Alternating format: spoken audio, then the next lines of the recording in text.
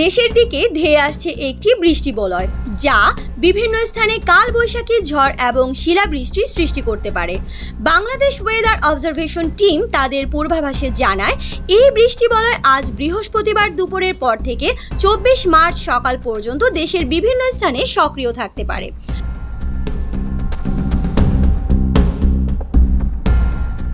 বিডব্লিউটি জানায় এটি একটি বিচ্ছিন্ন বৃষ্টি বলয় হবে, যার ফলে পরিষ্কার আকাশে হঠাৎ মেঘ জমে দমকা হাওয়া সহ কালবৈশাখী ঝড়ের মতো পরিস্থিতি তৈরি হতে পারে। এরপর 5 থেকে 10 মিনিট বজ্রপাত সহ বৃষ্টি হবে এবং পরে আবহাওয়া পরিষ্কার হয়ে যাবে।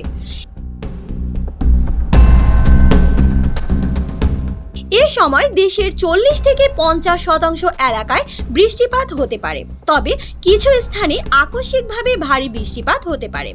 গড়ে 15 থেকে 25 মিলিমিটার পর্যন্ত বৃষ্টি হতে পারে, তবে কিছু অঞ্চলে 50 মিলিমিটার বা এর বেশি বৃষ্টিও হতে পারে।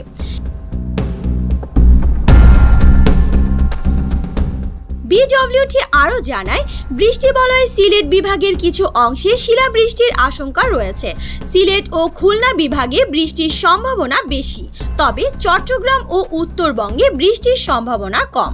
বৃষ্টি বলয়টি পশ্চিমবঙ্গ তথা কলকাতা অঞ্চলে সবচেয়ে বেশি সক্রিয় থাকবে।